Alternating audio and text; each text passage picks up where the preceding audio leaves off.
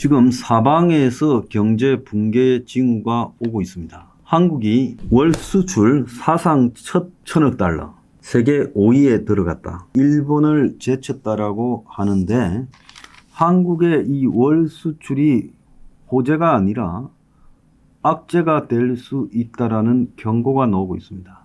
한국이 지극히 편중된 반도체 중심의 수출, 나머지 한국의 수출 경쟁력이 다 무너져 가는 상황에서 외형적인 수출이 1,000억을 넘었다는 것은 그것이 한국 경제의 회생을 의미하는 게 아니라 한국 경제의 양극화를 의미하는 거다라는 걸 잘 알아야 된다는 거예요. 미국의 마이클 버리가 한국의 반도체 중심의 투자가 종말의 시작이다라고 썸뜩한 이야기를 했고요.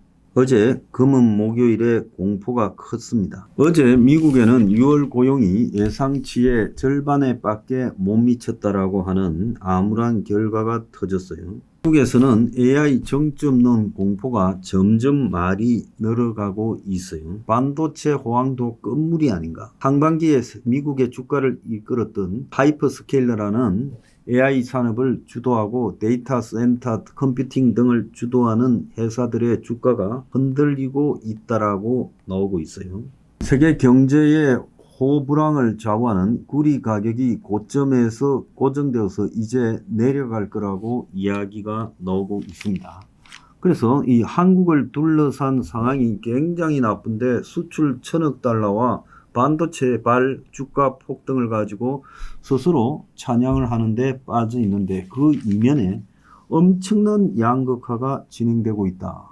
고환율이 한국을 강타하고 있습니다. 이 고환율이요 하반기로 갈수록 더 심해지지 덜해질 거라고 보지 않습니다. 올해 들어서요 환율을 막는데 50조가 투입되었다고 하는데 그럼에도 불구하고 고환율이 유지되고 있지 않고 이 고환율이 과연 잡힐 수 있는 것인가에 대해서 의문을 낳고 있어요. 매일 조금 밤에 내려놓으면 또 낮에 올라가고 이런 일이 반복되고 있습니다. 자, 그러다 보니까 중소기업이 고환율에다가 또 고환율뿐만 아니라 자금 가뭄에 시달리고 있어요. 돈을 구할 수가 없는 상황이 벌어지고 있어요. 그래서 오늘 아침에 보면 고환율 피해 중소기업에 14조 9천억 긴급 갱년 자금을 갖다가 지원한다. 이렇게 발표가 났지요. 기업 대출도 양극화가 너무 심해져서 대기업은 대출액이 10년 만에 최고고 중소기업은 3년째 줄어들고 있다는 겁니다. 중소기업이 대출에서 차지하는 비중이 계속 내려가고 있고 금리 인상 때는 더 내려갈 거라고 이야기가 나오고 있어요.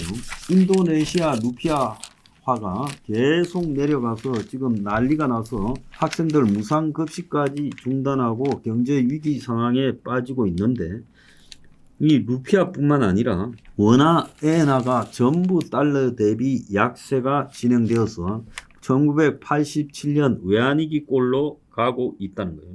한국의 원화는 일본의 엔화와 연동이 되는데 엔화가 그냥 내려가는 게 아니라 슈퍼 저하가 되고 있다. 달러 대비 엔화 환율이요 162.54예요. 거기에다가 어제 한때 한국의 원화 환율이 1,555원 80전까지 갔지요.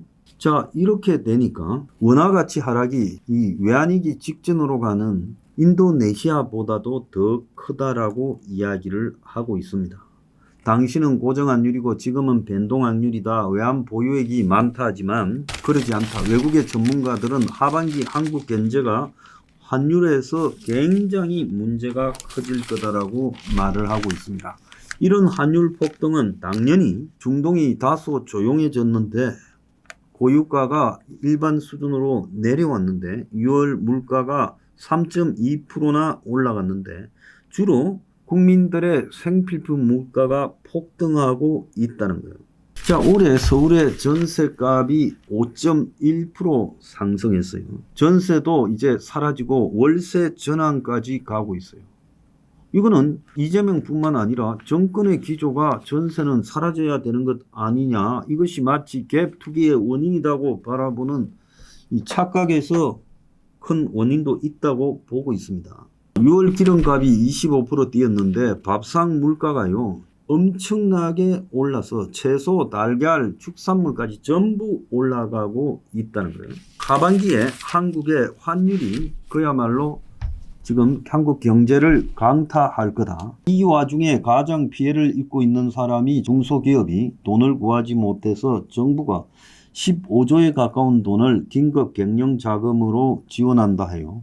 자영업자도 지금 마찬가지예요. 중소기업보다 더 심하게 문제가 되고 있습니다. 위기의 자영업자, 대출 연책 최대, 연체율도 고공행진. 1분기 말 대출이 1100조에 육박하는데 2%대 연체율을 기록해서 10년 9개월 만에 최대치를 기록하고 있다. 코로나 때보다 지금 자영업자가 더 어렵다고 이건 이구동성으로 모두가 인정하는 거예요. 이 금융권의 연체율이 저축은행은 11년 만에, 여신 전문 회사들은 12년 만에 최고고 금리가 지금 인상되는 기간에 이 문턱에 들어갔어요.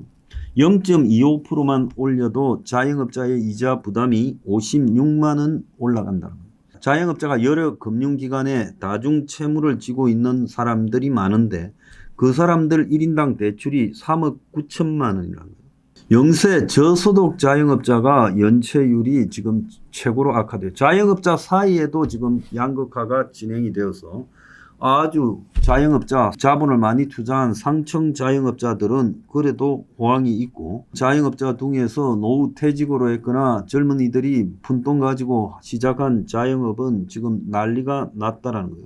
취약 차주들에 대해서 지금 금리가 올라가는 상황이 벌어지고 있고 이 자영업자들이 버텨내겠냐라는 이야기까지 나오고 있고 B2가 주식이나 이런 쪽에 시작이 되면서 5대 은행의 마이너스 통장 잔액이 43조를 넘어 44조로 가고 있다는 거예요. 이런 상황에서 국가 전체가 초양극화의 소용돌이에 빠지고 있어요. 지금 곳곳에서 반도체 호황의 양극화가 대만 이상으로 심각해져 간다.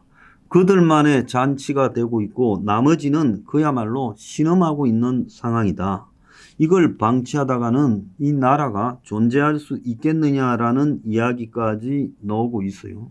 산업에서도요. 반도체와 반도체 아닌데 양극화, 그리고 중소기업도 괜찮은 소수의 중소기업과 대다수의 망해가는 중소기업 양극화, 자영업자도 양극화, 소비도 양극화. 지금 양극화가 너무 심해지고 있다는 겁니다.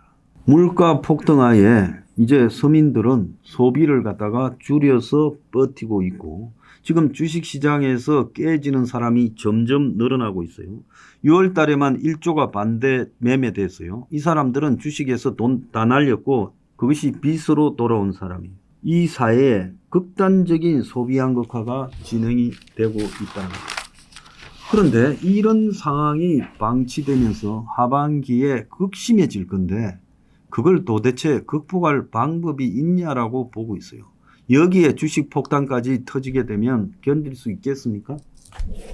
지금 암울한 상황으로 가고 있다는 거예요.